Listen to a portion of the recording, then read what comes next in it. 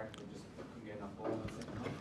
Yeah, it was pretty well leading at half time, so it was a little bit loose defensively, but we were scrambling and hanging in okay, and we looked dangerous when we had the ball up there. We had a bit of possession, but the second half, I don't think I've ever seen a discrepancy like that with one side getting the ball and the other side getting the ball. It was, at one stage, there was still time on the clock. I think we'd had 10 sets and they'd had 24, so it was, it was a tough game to win when you get those sort of things thrown at you. How do you feel on the field, Zilly, with that wave of possession against you? Yeah, it's tough, like Cardi said, it's hard. I mean, for myself personally, it would have felt for all the boys, like we were just defending our line the whole time. Side like the Warriors, you can't do that for too long before they, come up with points, and that's what happened in the second half.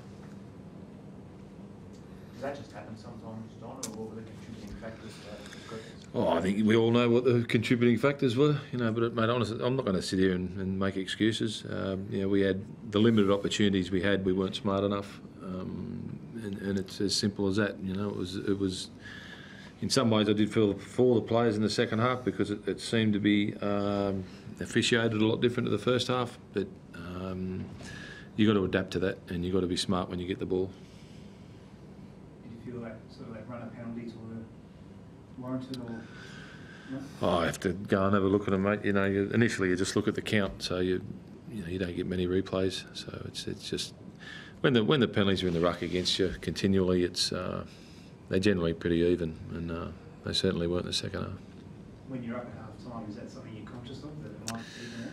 Yeah, it is. Yeah, we haven't spoke about it at half time, just to be ready for possession to switch, and it sort of it happened, and then they had a lot of possession and they played really smart. I think Johnson probably got 3 or 4 line dropouts, and when you get possession. You've got 2 choices. You either, you can be real smart about it, or you can panic and cough the ball up. And they were smart when they got the possession. Was Dave Taylor stung by his Origin omission? Hard to tell with Dave. Not on the surface, but he's been playing. He's been building for a game like that all year. He's threatened a lot, and he's had some really good patches of play. And his first 40 minutes was don't get much better than that. But if he continues to play like he did in that first 40, he'll keep him aware he's there. Maurice seemed to really just let him go and releasing the time and space. Was that conscious thing, or just having him sort of come in the last minute? Yeah, Maurice, he reads the game really well. He summed it up pretty well. I thought Dave was in one of those moods that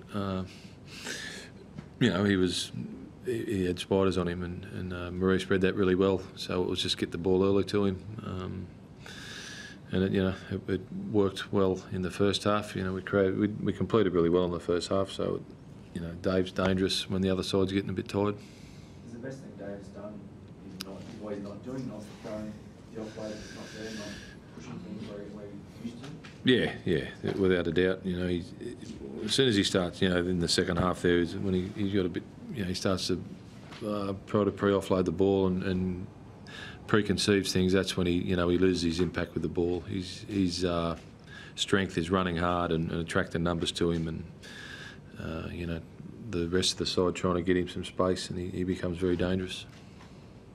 Did Maurice give you sort of some thought as to who will partner out in a couple of weeks' time, and how that makeup's going to work? We've got a bye next week, mate, so we'll have watch the video, and we'll have a bit of time to a bit early straight after the game to pick the side for Penrith. So we'll get everyone healthy and fit, hopefully, and we'll pick a side next week. What's the go with Bo? He got a back injury, not sure yet. But they seem to think it may have been a disc, but yeah, not 100% sure. What's the focus, Cardi? A week off now, you send them away, get time off? We'll mix it up. You don't get much training done early in the week anyway after a game, so we'll give them a bit of time off early in the week. Then we'll bring them back in the tail end of the week, and we'll have a couple of tough days, and then we'll send them off for the weekend and come back Monday ready for the Panthers. John, have you seen a rookie confront first grades like Paul Carter has done? No, he just totally played himself to a standstill the first 40 minutes. If he wasn't out in the field, the scoreboard wouldn't have been what it was. sort of losing Bale early just probably put the interchange into a little bit of disarray, and we were under so much pressure. I didn't want to use too many in the first half, so he fought it through to half time. But yeah, he just didn't. He wasn't the same fellow in the second half either, because he just absolutely played himself to a standstill in that first 40 minutes. Up an attacker angle. I did a quad or I think it was a quad strain yesterday at train, and he woke up no good this morning. Fine, guys. Thanks. Ta.